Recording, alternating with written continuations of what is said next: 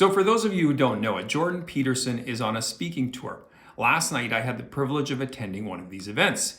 Now, when I got there, prior to the event even happening, and from the time it was announced, there was a whole bunch of activist protesters who were trying to get the event canceled.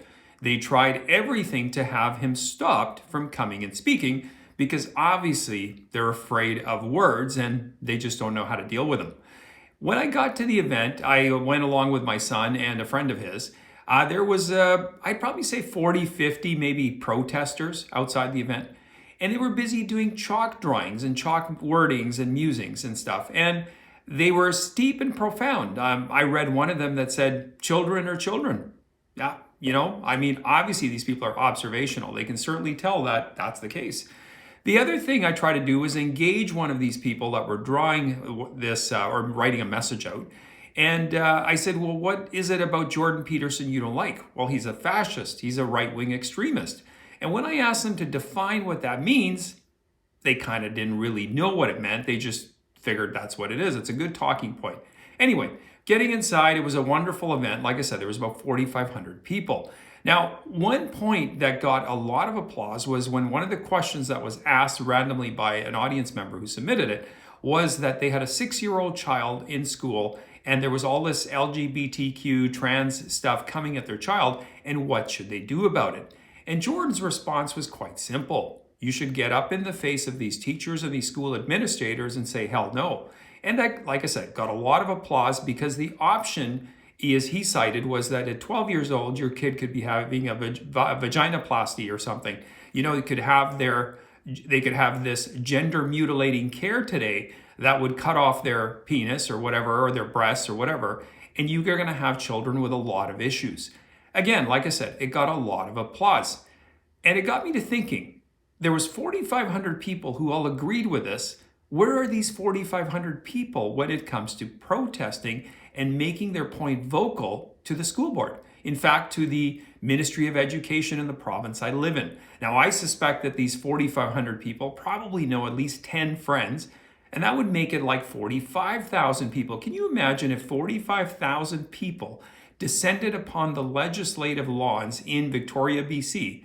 What would happen? It would be a shot heard around the world. It would make headlines everywhere. So the question is, why don't these people do that? I mean, again, like I said, all 4,500 people spent a reasonable dollar to go see this event, but why don't they come out and speak out against this madness in public? It's in a safe environment. It's easy to clap and celebrate and say, yeah, man, I'm all for that. But the real courage takes to step out. And I know being the first person out is always hard. But again, it seems like there was 4,500 like-minded people in that room, and that Coliseum, that audience. They could all go out collectively and do this. And imagine the change that would occur. Because as we saw, this small handful of protesters couldn't stop it, which is telling me that there is more sane people still left in the world, but for some reason, they're afraid to speak out. Is it cowardice? Is it worry about cancel culture? Sure. Being worried about being canceled is cowardice. You have to choose what you're going to defend. You either have to love the thing you're defending more than the thing that you hate, because hate alone doesn't drive anything, but your love for your children, your love for your community, if you're a grandfather, uncle, aunt, whatever, you've got to love your nieces, nephews, grandkids, all those people. Your love for them has to surpass your dislike or your fear of getting canceled. Because ultimately what's going to happen is if you say nothing, that small mob that was outside is going to believe your silence is a acceptance of their ideology and that you support it. That's what they consider it to be. And the people that are running the show, the bureaucrats, like I said, the politicians, all these people, they are just proverbial cowards. That's what they are. They'll take their finger out of their asses, put it up in the air and see which way the wind's blowing, and they will vote accordingly. You're starting to see where politics, local politics, small politics is starting to have an impact. There are places in the US where they have shut down this insanity altogether. There is no children being mutilated in some states in the US now. Why is that? Well, because people have finally been courageous enough to speak out.